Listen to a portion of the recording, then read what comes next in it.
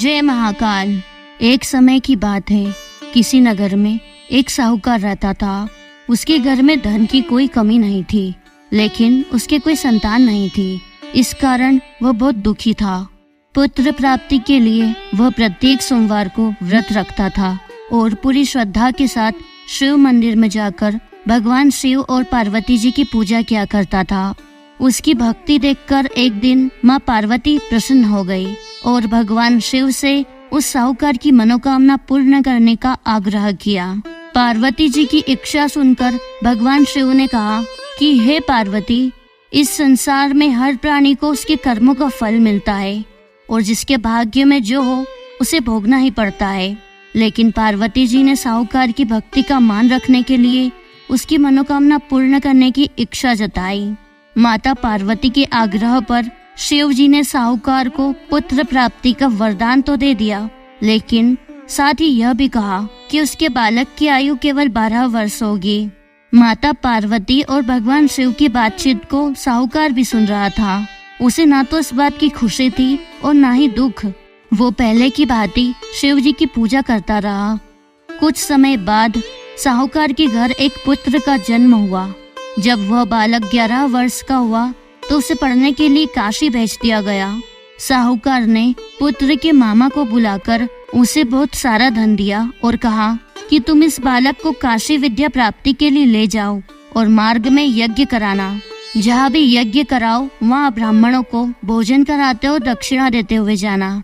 दोनों मामा भांजे इसी तरह यज्ञ कराते और ब्राह्मणों को दान दक्षिणा देते हुए काशी की ओर चल पड़े। रात में एक नगर पड़ा जहाँ नगर के राजा की कन्या का विवाह था, लेकिन जिस राजकुमार से उसका विवाह होने वाला था वो एक आंख से काना था। राजकुमार के पिता ने अपने पुत्र की काना होने की बात को छुपाने के लिए एक चाल सोची। साहूकार के पुत्र को देखकर उसके मन में एक विचार आया। उसने सोचा क्यों न इस लड़के को दुल्हा बनाकर राजकुमारी से विवाह करा दूं। विवाह के बाद इसको धन देकर विदा कर दूंगा और राजकुमारी को अपने नगर ले जाऊंगा। लड़के को दूल्हे के वस्त्र पहनाकर राजकुमारी से विवाह कर दिया गया, लेकिन साहूकार का पुत्र ईमानदार था। उसे यह बात न्याय संगत नहीं लगी। उसने अवसर पाकर राजकुमारी की चुन्नी के पल्ले पर लिखा कि तुम्हारा विवाह तो मेरे साथ हुआ है, लेकिन जिस राजकुमार के संग तुम्हें भेजा जाएगा वो एक आंख से काना है। मैं तो काशी पढ़ने जा रहा हूँ। जब राजकुमारी ने चुन्नी पर लिखी बातें पढ़ी तो उसने अपने माता पिता को यह बात बताई।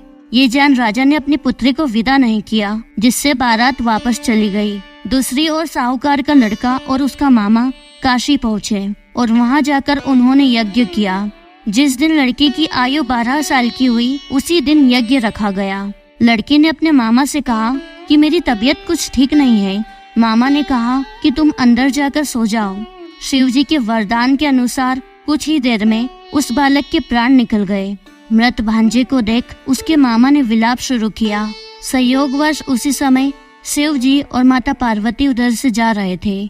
माँ पार्वती ने भगवान शिव से कहा, स्वामी, मुझे इसके रोने के स्वर सहन नहीं हो पा रहे। आप इस व्यक्ति के कष्ट को अवश्य दूर करें। जब शिव जी मृत बालक के समीप गए तो वह बोले कि यह उसी साहूकार का पुत्र है जिसे मैंने 12 वर्ष की आयु का वरदान दिया था। अब इसकी आयु पूरी हो चुकी है। लेकिन मातृभाव से विभोर माता पार्वती जी ने कहा कि हे महादेव, आप इस बालक को और आयु देने की कृपा करें, अन्यथा इसके वियोग में इसके माता पिता भी तड़प तड़प कर मर जाएंगे। माता पार्वती के आग्रह पर भगवान शिव ने उस लड़के को जीवित होने का वरदान दिया। शिव जी की कृपा से वह लड़का जीवित हो गया। शिक्षा समाप्त करके वह लड़का अपने मामा के साथ अपने नगर की ओर चल दिया। दोनों चलते हुए उसी नगर में पहुँचे जहाँ उसका विवाह हुआ था। उस नगर में भी उन्होंने यज्ञ का आयोजन किया। तभी उस लड़की के ससुर ने उसे पहचान लिया और महल में ले जाकर उसकी खातिरदारी की और अपनी पुत्री को विदा किया। इधर साहूकार और उसकी पत्नी भूखे प्यासे रहकर बेटे की प्रतीक्षा कर रहे थे। उन्होंने प्रण कर रखा था कि यदि उन्हें अपने बेटे की मृत्यु का समाचार मिला तो वह भी प्राण त्याग देंगे। परंतु अपने बेटे के जीवित होने का समाचार पाकर वह बेहद प्रसन्न हुए। उसी रात भगवान शिव ने साहूकार के स्वप्न में आकर कहा, हे श्रेष्ठी, मैंने तेरे सोमवार के व्रत करने और व्रत कथा सुनने से प्रसन्न होकर तेरे पुत्र को लंबी आयु का वरदान दिया है। इसी प्रकार जो कोई सोमवार व्रत करता है या कथा सुनता और पढ़ता है, उसके सभी दुख दूर होते हैं और समस्त मनोकामनाएं पूर्ण होती है। बोले जय शिव शंकर।